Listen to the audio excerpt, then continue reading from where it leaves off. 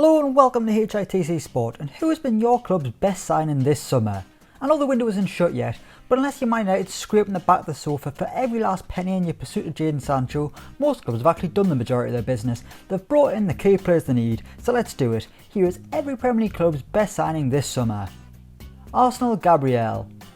For years, Arsenal's defence has been as strong as a soggy shredded wheat, and about as appealing to be honest. Seriously, who under the age of 60 eats that stuff? But this summer they've made efforts to become more sturdy, to go from shredded wheat to, I don't know, muesli maybe? This breakfast metaphor's dying on its arse. They're strong at the back, okay? Saliba's back from his loan spell and is going to be a star, but they also added Gabriel from Lille, a man who was ready-made to slot straight in and make Arteta's back line. At the age of 22, the £27 million man could be Arsenal's first choice centre-back for the next decade if all goes to plan, or he'll just end up moving to Valencia like the other Gabriel. Aston Villa, BERTRAND, TRAORE. Last season, Villa's attack was pretty underwhelming. Other than Jack Grealish, the most influential player was the goal line technology packing in. But this summer Villa have done some smart business, but I think the marquee arrival is BERTRAND TRAORE. The former Chelsea winger has been strong in attack in recent years for Lyon and would have benefited from playing consistently with stars such as Memphis Depay. Whether he plays out wide or through the middle, Traore will add more goals to Villa's flimsy attack, although he's got a long way to go before he's recognised as the best Traore in the Midlands. Brighton, LALLANA. Now this was a smart piece of business.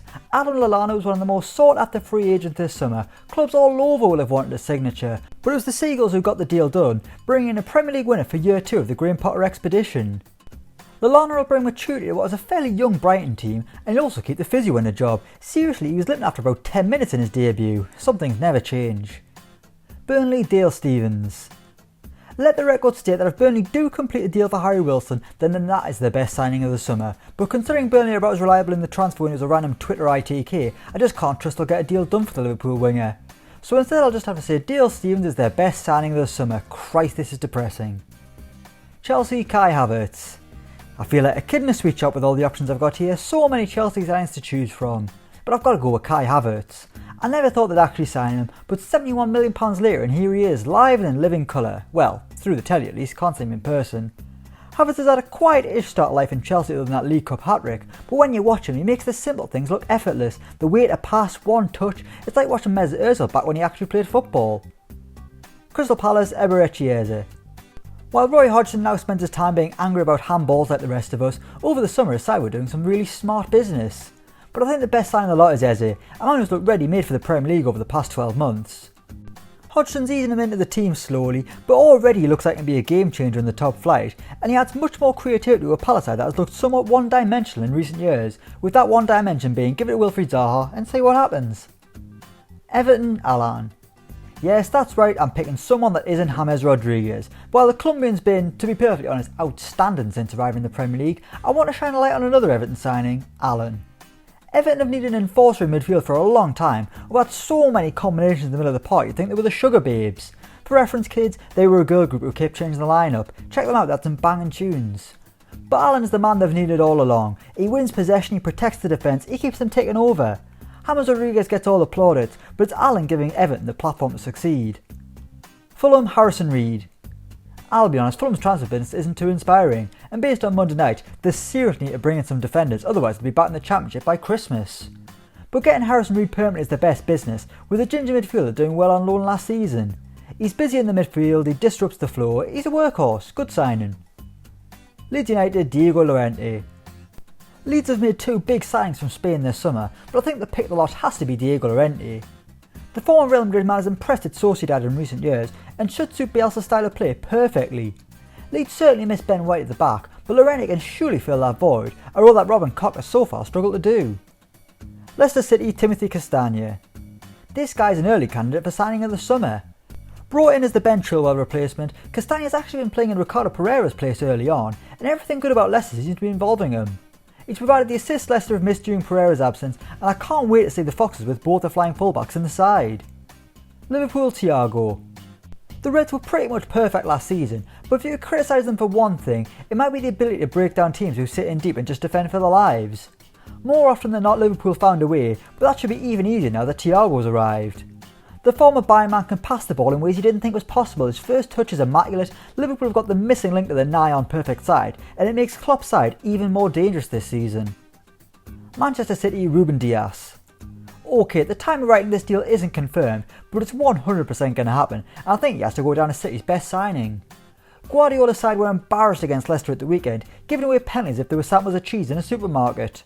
City need to get stronger defensively, and as always they're just going to throw money at the problem. But if Pep can get a tune out of what is surely his best pairing, Laporte and Dias, then they may finally have a solution to their issue.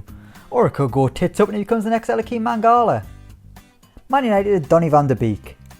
The Red Devils are working hard to complete deals before the end of the window, or at least I'd like to think they are, but as it stands, Donny van de Beek is their only marquee rival. But to be fair, he's a fantastic signing no matter what happens. The Dutchman was part of that famous Ajax Champions League squad, but he's had to wait longer than most to get a big move, or a sideways move depending on your opinion on Man United right now. But Van de Beek gives Ollie even more options in the middle, and if you can find a way to get him, Pogba and Fernandes in the same side, then Man United will have a midfield that can match most teams in the division. Newcastle United Callum Wilson. A striker who scores goals, what a novel concept.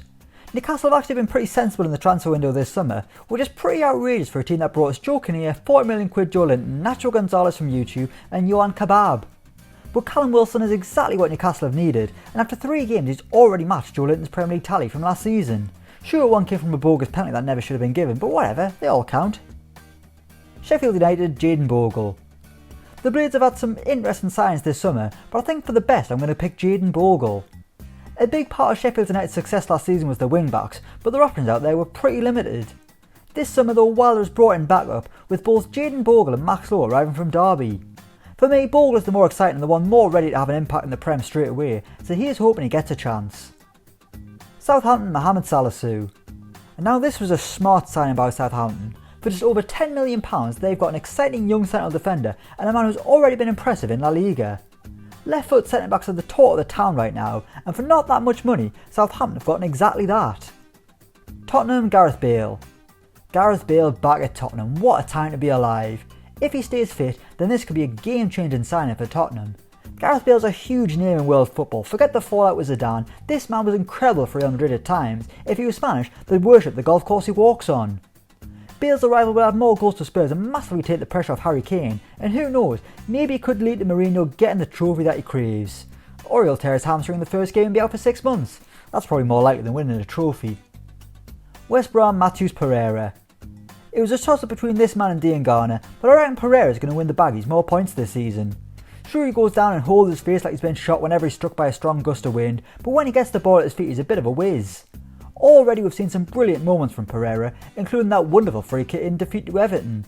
And if West Brom are going to stay up this season, they need more of that from their Brazilian maestro.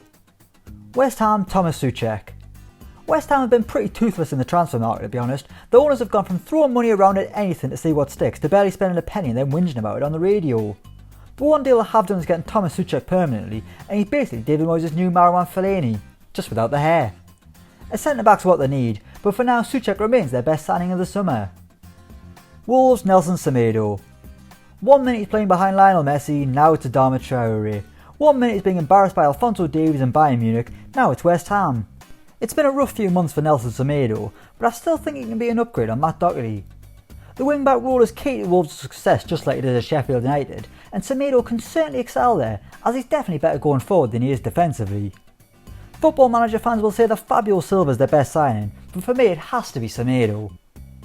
So there we have it, that is every Premier League club's best signing this summer. Let me know what you think in the comments down below. As always, don't forget to like, share and subscribe to HITC Sport, and until next time we will see you around.